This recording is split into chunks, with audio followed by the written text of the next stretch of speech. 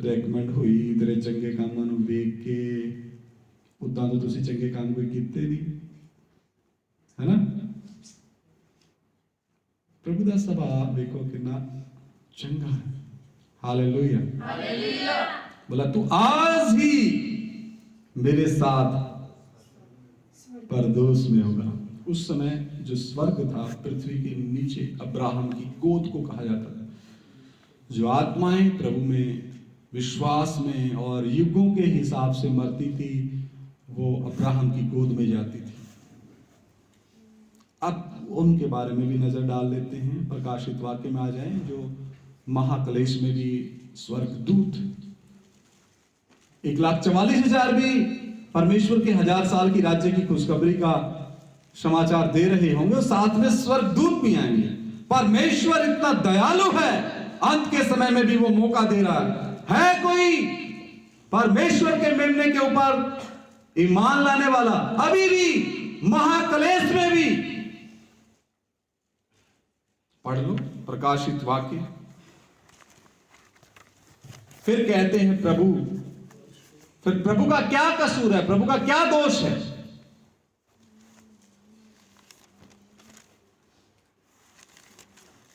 प्रकाशित वाक्य की किताब खोलें।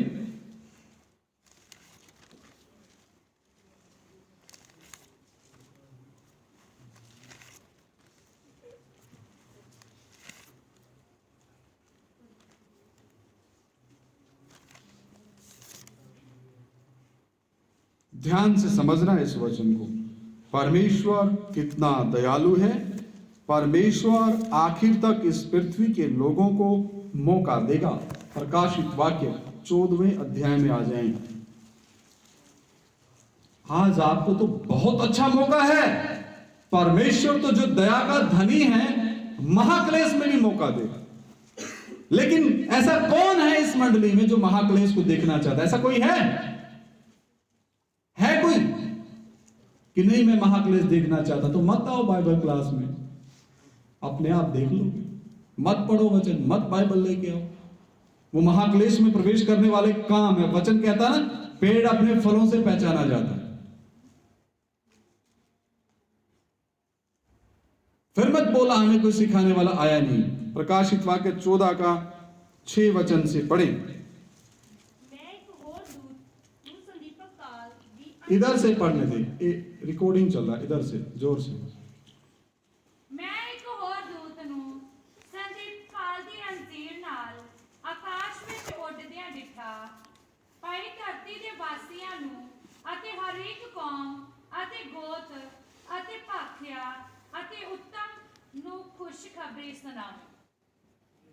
फिर मैंने एक और स्वर्गदूत को आकाश के बीच में उड़ते देखा। कहां उड़ रहा है? आकाश के बीच में पृथ्वी के ऊपर उड़ रहा है। जिसके पास पृथ्वी पर के रहने वालों की हर एक जाति और कुल और भाषा, हर एक जाति, हर एक कुल और भाषा और लोगों को सुनाने के लिए सनातन सुसमाचार था। सनातन सुसमाचार। सनातन सिर्फ परमेश्वर है, ना कोई धर्म, ना कोई जाति, ना कोई बिरादरी, ना कोई मनुष्य। बहुत से मुझसे सवाल करते हैं हमारा धर्म सनातन है। ठीक है, तुम्हारी सोच के मुताबिक होगा, और मैं भी यही सोचता था जब तक परमेश्वर की दया मेरे ऊपर नहीं हुई। मैं भी तुम्हारे बीच में से ही हूं। मैं कोई मंगल ग्रह से नहीं आया यहां पर।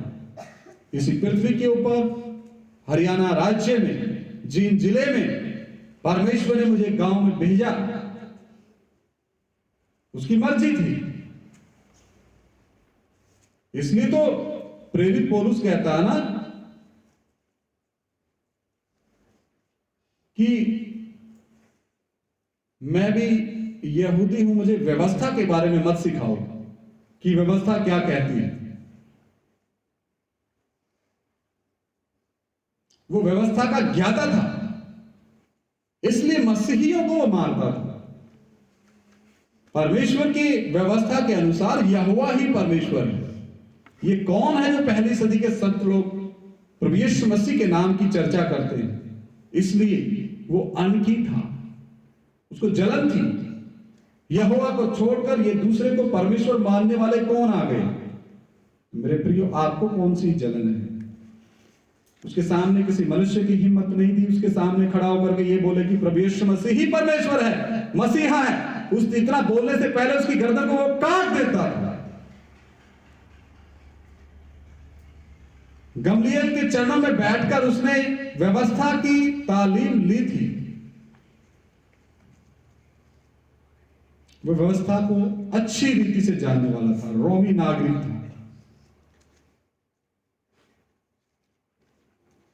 तो यहां पर सनातन सुसमाचार था। हाँ जी, 7 वचन भी पढ़े। ਅਤੇ ਉਸਨੇ ਵੱਡੀ ਆਵਾਜ਼ ਨਾਲ ਆਖਿਆ, ਭਾਈ ਪਰਮੇਸ਼ਰ ਤੋਂ ਡਰੋ ਅਤੇ ਉਸ ਦੀ ਵਡਿਆਈ ਕਰੋ, ਇਸ ਲਈ ਜੋ ਉਹਦੇ ਨਿਉ ਦਾ ਸਮਾਂ ਆ ਪਹੁੰਚਾ ਹੈ ਅਤੇ ਜਿਹਨੇ ਆਕਾਸ਼ ਅਤੇ ਧਰਤੀ ਅਤੇ ਸਮੁੰਦਰ ਅਤੇ ਪਾਣੀਆਂ ਦੇ ਸੋਭਾ ਨੂੰ बनाया, तुसी ओहनु मत्था टेको। उसने क्या नहीं, एक स्वर्गदूत ने, 3 स्वर्गदूत है यहाँ पे, एक स्वर्गदूत जिसके पास सनातन सुसमाचार था, उसने कहा, उसने बड़े शब्द से कहा, परमेश्वर से डरो, अब भी डर लो जो बचे खुचे हैं। आकाश से आग के गोले गिर रहे हैं, मूसा और एलिया ने भी तबाही पृथ्वी पे मचाई है, फिर भी डर नहीं तुम्हें परमेश्वर का। तो परमेश्वर उस समय भी ढूंढ रहा होगा, अभी भी कोई डरने वाला है? आगे लिखा है, और उसकी महिमा करो। क्या अभी भी महाक्लेश में कोई इंसान है जो परमेश्वर की महिमा करे? क्योंकि उसके न्याय करने का समय आ पहुंचा, बहुत कम समय बचा है। मत्ती 25 अध्याय शुरू होने वाला है, जब प्रभु यीशु मसीह जैतून पहाड़ पर दूसरी आगमन के दौरान पांव रखेगा, जैतून पहाड़ 2 टुकड़े हो जाएगा और फिर भेड़ और बकरियां सामने खड़ी की जाएंगी। बकरियां वो जिन्होंने 1,44,000 की मदद नहीं की, भेड़ें वो जिन्होंने 1,44,000 यहूदियों की मदद की।